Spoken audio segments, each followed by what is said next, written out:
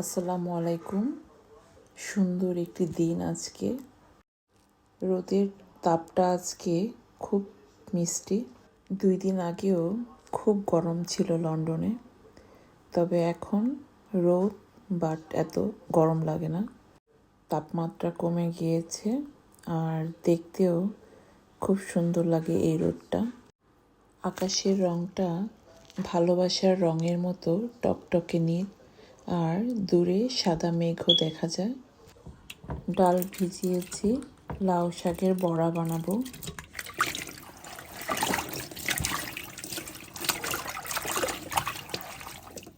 এই যে ডাল আমি সুন্দর করে ব্লেন্ড করে নিয়েছি। এখানে হলুদ, মরিচের গুঁড়া আর জিরার গুঁড়া দিয়েছি, আর পরিমাণ মতো লবণ দিয়ে দিয়েছি। এই যে এখন একটু মাখিয়ে নিব। আর একটা ডিম দিয়েছি। এটাকে আমি পাতা দিয়ে ভাজার জন্য আর কি পাতার বড়া করব।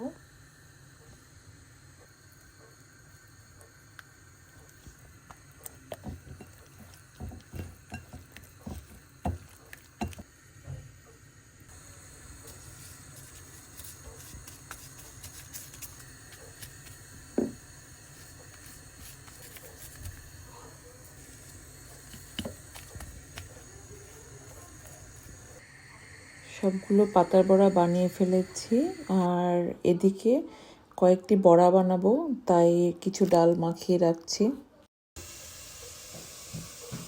বেগুন সুন্দর করে কেচে নিয়েছি। বেগুন খাসি রান্না করব আজকে।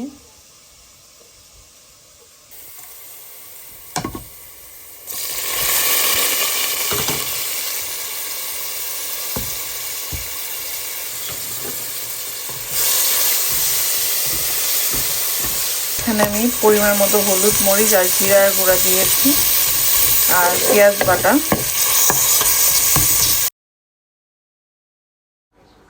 মশলা কষানোর পর পরিমাণ মতো পানিও দিয়ে দিয়েছি। এখানে আমি ডিম সিদ্ধ করে একটু ভেজে নিয়েছি।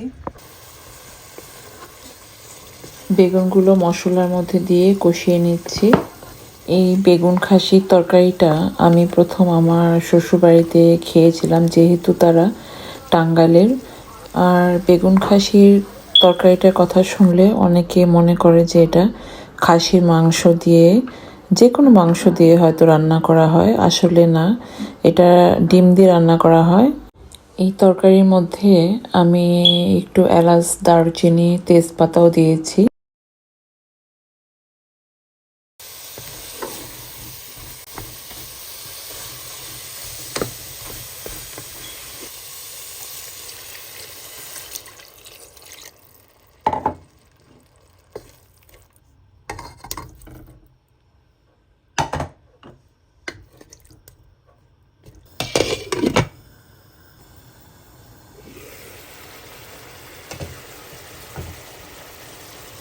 কয়েকটা কাঁচামরিচ দিয়ে দিব,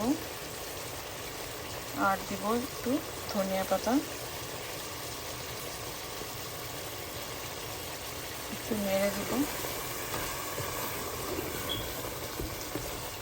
এই যে বেগুন একদম গলে গেছে, তবে একদম ঘুটে দেওয়া যাবে না।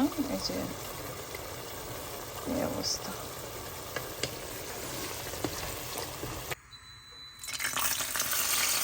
পাতার বড়াগুলো এখন ভেজে নিচ্ছি।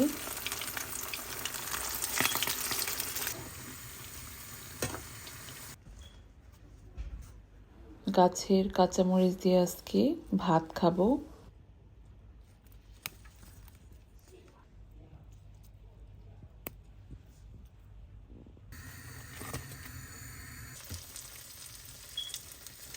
পাতার বড়ার পাশাপাশি কয়েকটা পেঁয়াজও ভেজে নিচ্ছি।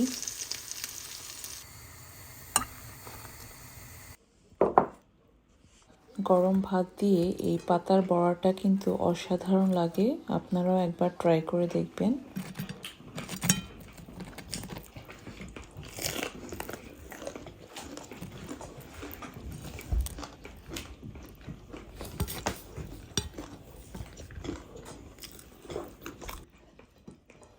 আর এই যে আমার আজকের বেগুন খাসি তরকারিটা কিন্তু খুবই মজা হয়েছিল।